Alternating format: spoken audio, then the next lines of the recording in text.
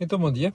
Hoje, novamente, a partir da minha viatura, edição diária da Cor do Dinheiro, e hoje é o dia 1 de julho do ano de graça de 2020. O meu nome é Camilo Lourenço e, como sempre, vamos à edição matinal da Cor do Dinheiro. Começo por pedir desculpa e dizer-lhe que não foi possível termos think tank ontem, por causa de questões de logística, e, portanto, a edição de ontem vai ter lugar hoje, por volta das 18h30. Moamem, Jorge Marrão e Joaquim Aguiar para analisar a semana política e económica em Portugal.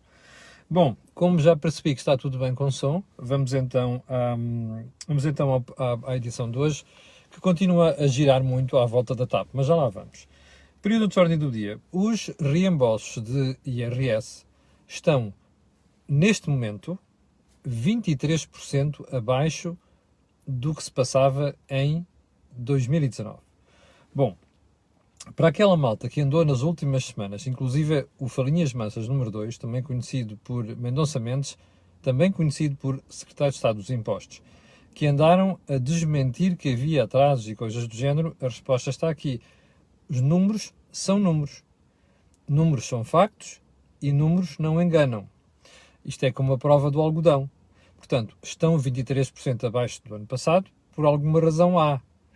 E qual é essa razão? O Estado não tem dinheiro. Eu recordo às pessoas que Portugal fez uma amortização de dívida muitíssimo elevada em junho, mais de 8 mil milhões de euros. Os cofres do Tesouro têm dinheiro, mas estão em stand-by, porque nós não sabemos, de um momento para o outro pode haver um cataclismo ou então um agravamento desta situação, os mercados financeiros, mercados capitais, entrarem em ruptura e, portanto, o Governo está a ter muito cuidado com a gestão da tesouraria, com o dinheiro que tem em caixa, e acho muitíssimo bem, aliás, até acho que há outras medidas que tinham começado a ser tomadas, a muito breve trecho. Portanto, isto quer dizer uma coisa: o Estado não tem dinheiro. Já agora, se você somar isto a outra situação, que é os atrasos nos apoios, as linhas de crédito que não se concretizam, e até a falta de algumas linhas de crédito já para o apoio às empresas, está aqui o panorama. O Estado não tem dinheiro, ao contrário do que lhe andam a contar há vários anos. É tudo mentira. Ponto seguinte. Na agenda, vamos ver se despachamos isto hoje com alguma rapidez. O embaixador alemão em Lisboa deu uma entrevista ao Jornal de Negócios. E deu uma entrevista muito interessante. O Jornal de Negócios, meu jornal, como sabe, onde ele diz que tem de haver condicionalidade e que essa condicionalidade é imperativa nos programas de ajuda da União Europeia. A entrevista é muitíssimo equilibrada. O embaixador alemão chama a atenção para o facto de não ser uma... O José Castilho está a dizer amortizamos, mas quando pedimos é verdade, o José Castilho. O ponto é esse, é que nós andamos a pedir emprestado a rolar dívida, percebe? Tem toda a razão. Porque aquilo que é o superávit primário, ou seja, sem contar com os juros, não chega para amortizar dívida. Tem toda a razão. Mas voltando ao embaixador alemão, a entrevista é muito equilibrada. Ele lembra que isto não é uma imposição nenhuma estilo troika, é apenas a necessidade que a Europa tem de gastar dinheiro em áreas, em programas que façam sentido. Aliás, isto tem toda a razão de ser, não é? Porque não se vai tirar dinheiro para cima do problema para não resolver rigorosamente nada. E, portanto, o que está aqui em causa é: o plano tem de ser europeu. O programa tem de ter o alcance europeu, mas tem de ser apresentado por cada Estado e tem de ter aplicabilidade em cada Estado. Ora, tem de haver condicionalidade entre aquilo que se vai propor, o programa que se vai propor, e a respectiva aprovação. O que é que isto quer dizer? Que os países que virem os seus programas aprovados, eles têm de ser cumpridos. Têm de obedecer àqueles critérios. Isso é muito importante, como você sabe, temos sistematicamente falado aqui sobre o assunto, e uma das coisas que eu digo sempre, lembro sempre, é: nós não somos conhecidos por utilizar da melhor forma os dinheiros públicos. E como vão entrar cerca de 56 mil milhões de euros nos próximos 5 ou 7 anos, nós, é muito pouco tempo. E, portanto, a tentação para gastar mal, isto é, com os amigos, corrupção e coisas do género, é muitíssimo grande. Portanto, é muito importante ouvir estas coisas. Ponto seguinte, de período de ordem do dia. O Bloco anunciou ontem que as baixas médicas a propósito de Covid-19 vão ser pagas a 100%. Reparou na forma como a Catarina Martins apareceu a anunciar isto. Ela esforça-se, pela-se, mata-se por ir buscar qualquer coisa popularucha ou populista para anunciar ao país. Bom, eu estou um pouco preocupado com as intenções de voto no Bloco de Esquerda, que é isso que é preocupar a doutora Catarina, mas estou preocupado com outra coisa. Quem é que vai pagar isto? Deixe-me ver se percebo. Você fica doente, vai para casa, entrega os papéis à Segurança Social e fica a receber 60% do seu ordenado. É assim, não é? Explique-me porque é que no caso de Covid-19 você há de receber o salário 100%. Ou seja, estes 40% que faltam, quem é que os vai pagar? Já sei a resposta, é a Segurança Social. Muito bem, mas quem é que paga a Segurança Social? Não somos nós? Não somos os trabalhadores? Já agora, você sabe os problemas que a Segurança Social tem. Está a ver como é que nós vamos enterrando o país aos poucos? Deixe-me fazer outra pergunta ainda mais chata. Então, outras doenças, inclusive doenças oncológicas graves, as pessoas vão para casa com baixa médica. Recebem 60% do seu ordenado. Porquê é que no caso da Covid-19 se há de receber 100%? Está a ver a péssima qualidade da nossa política. Já viu a horrível qualidade dos nossos políticos. Cada um anda numa fona a matar-se, a pôr-se em bicos dos pés para ver se aparece perante os portugueses como o salvador da pátria, como o gajo simpático, como a tipa mimosa, percebe? Isto não faz sentido. Nós estamos a pôr em causa aquilo que é o equilíbrio da Segurança Social, que já de si é muitíssimo instável, como sabe. Mas pronto, é você que vota nesta malta, percebe? Não esqueça disto. É sempre você que vota nesta malta. Nós só nos podemos queixar de nós próprios. Ponto seguinte.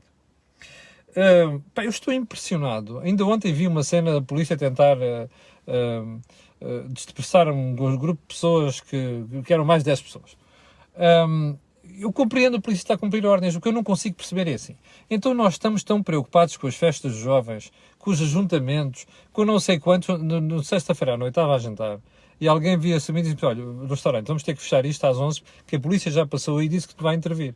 Bom, mas eu estou espantado. É como é que estamos tão preocupados com isto e não com a linha de Sintra às 8 da manhã ou às 7 da manhã.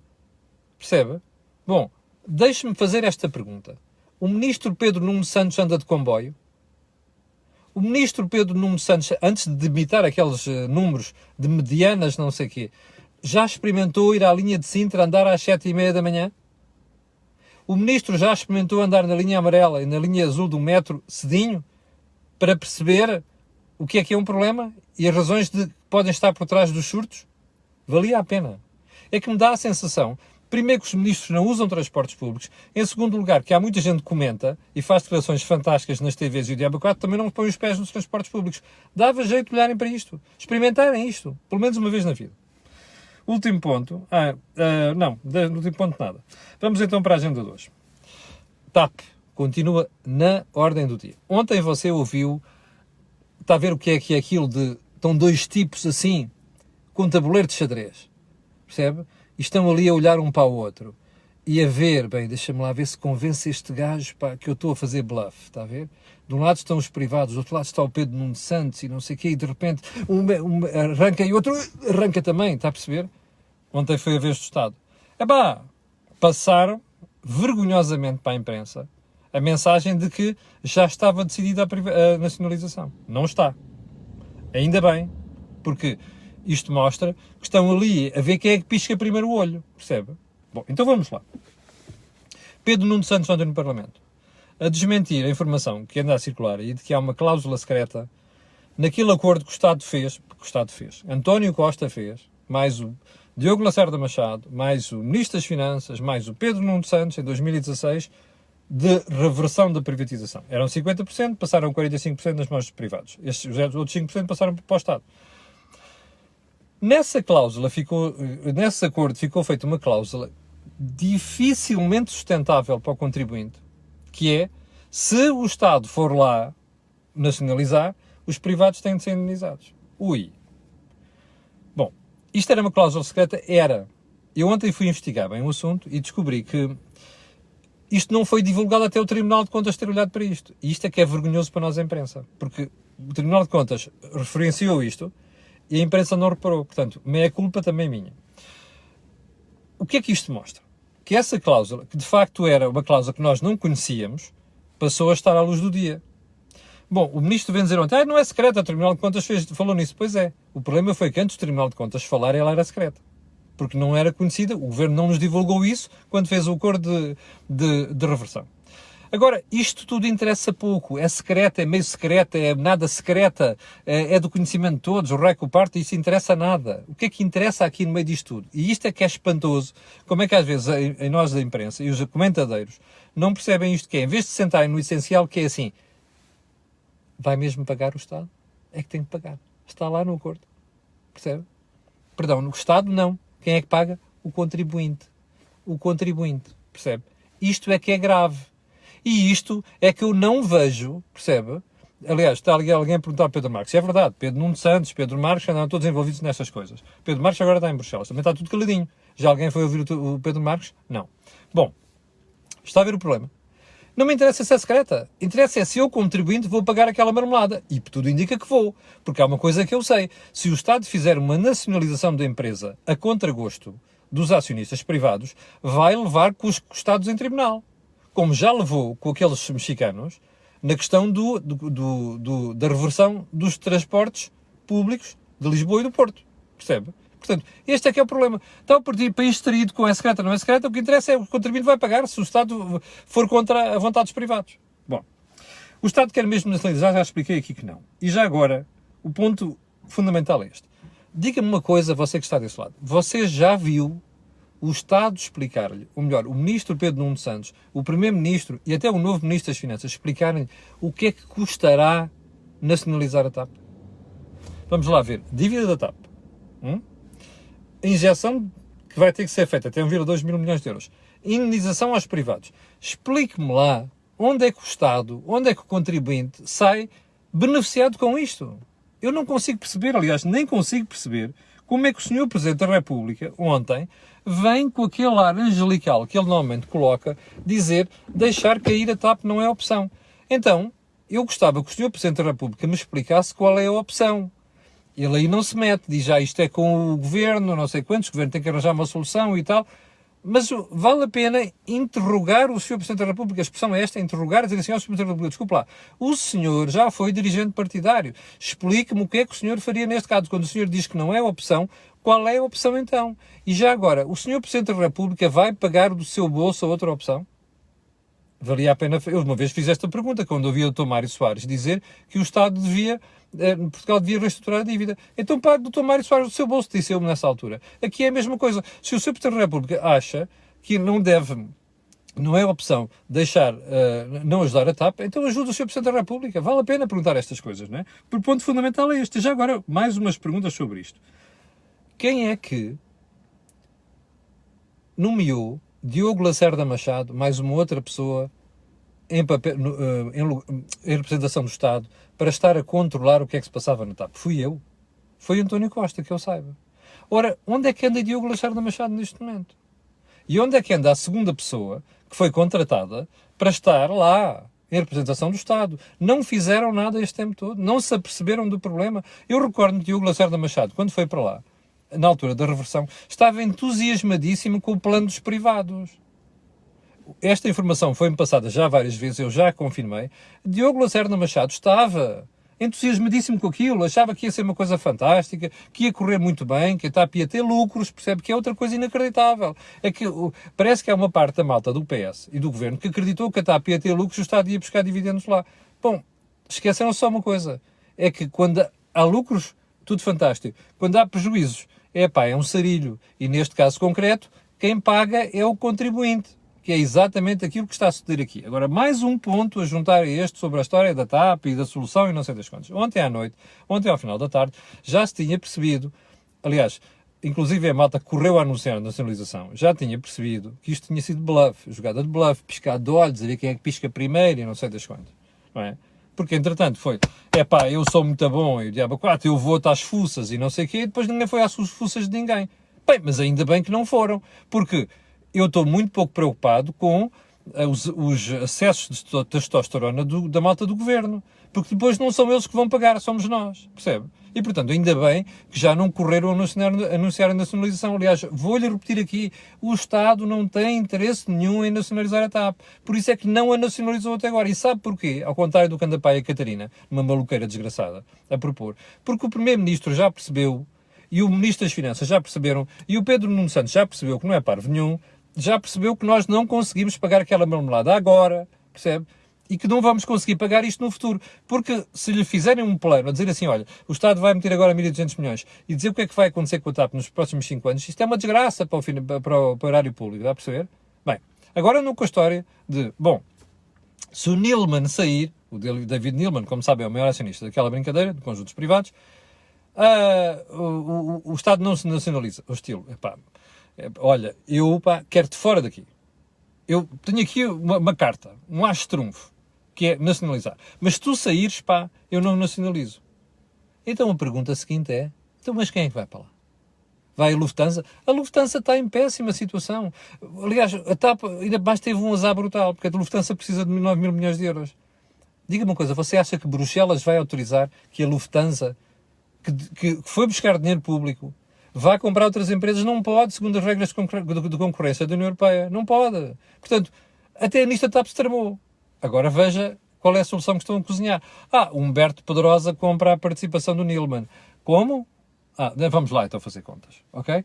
45%, não é? São os privados. Se Humberto Pedrosa ficar com a posição de David Neeleman, anda-se para aí a dizer que custa 45 milhões de euros. Sabe uma coisa? 45 milhões de euros são peanuts para o que a TAP vai precisar. Então, vou-lhe fazer mais uma pergunta. Admita que o Humberto Pedrosa, da Barraqueiro, tem 45 milhões de euros para pagar pela posição do Neeleman. Tem dinheiro para meter na TAP a seguir? Espera aí, mantém-se depois então a injeção financeira dos contribuintes, 1.200 milhões de euros? E qual é a posição do Sr. Humberto Pedrosa? O que é que ele fica a fazer lá? Ou o Sr. Humberto Pedrosa vai para lá para depois fazer os fretes ao Estado? Você recorda-se quando foi da reversão da privatização? É que os privados acabaram por acordar aquilo, mas depois deram-lhes umas concessõezinhas lá em cima. É esta a jogada? É isto que a gente está a cozinhar? É esta promiscuidade vergonhosa entre empresários privados e Estado e contribuinte que nós queremos em Portugal?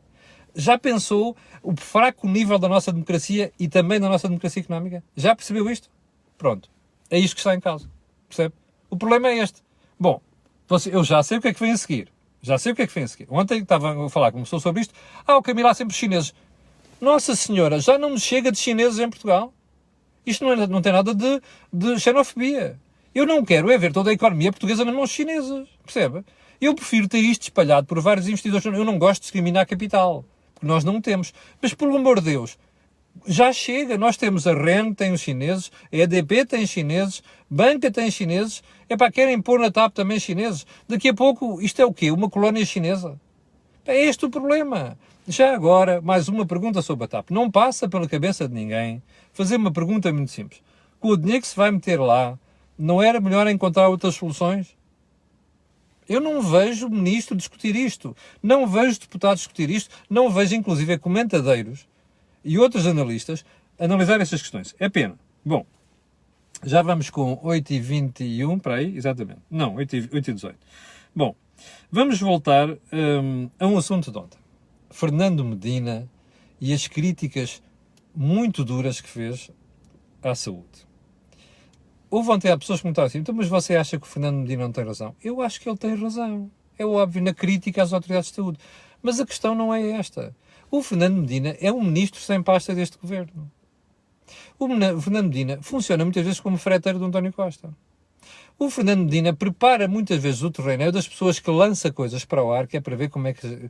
Testing the water, está a perceber? E depois, conforme vem o teste, o resultado do teste, decidem fazer uma coisa ou outra. O Fernando Medina faz este papel. Ora, diga-me uma coisa. Você ficou feliz com a forma como ele interveio e atirou para todo lado na saúde? Eu não posso estar feliz com isto. Embora nem esteja de acordo com o que está a ser feito na saúde e com os erros, como você sabe que eu estou farto de criticar aqui. Isto é baixa política. O Fernando Medina tem dois problemas. Quer ser secretário-geral do PS, mas sabe que o Pedro Nuno Santos tem vantagem, porque controla o aparelho do Partido Socialista. Mas o Pedro Nuno Santos está em maus lençóis, por causa disto está a acontecer na TAP, por causa dos transportes públicos e o Diabo 4. E, portanto, Fernando Medina achou que era um momento. Mas, Fernando Medina tem eleições no próximo ano. É presidente da área metropolitana de Lisboa. Portanto, quando vê este surto aqui à volta em Lisboa, sabe que ele vai ser acusado. E, portanto, quer começar já a sacudir a água de capote. Bom, mas mais grave do que isto é que não fica por aqui. O Primeiro-Ministro já percebeu que a Ministra da Saúde é incompetente. E, como sabe, o Primeiro-Ministro não gosta de deixar cair ninguém. Mas De cada vez que o Primeiro-Ministro percebe que há um problema grave e que lhe pode cair em cima, ele sacode a água do capote. Já fez essa figurinha na reunião do Infarmed, já lhes contei aqui, quando ele veio dizer que ele não quer ser responsabilizado por aquilo.